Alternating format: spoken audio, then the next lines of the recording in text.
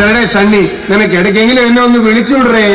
വിളിച്ചാ കേൾക്കാത്ത ദൂരത്തായിരുന്നു ഞാൻ അമേരിക്കയിൽ. അവിടെ പ്രത്യേകിച്ച് പണിയൊന്നും ഇല്ലാത്തതുകൊണ്ട് വലിയ തിരക്കല്ലേ.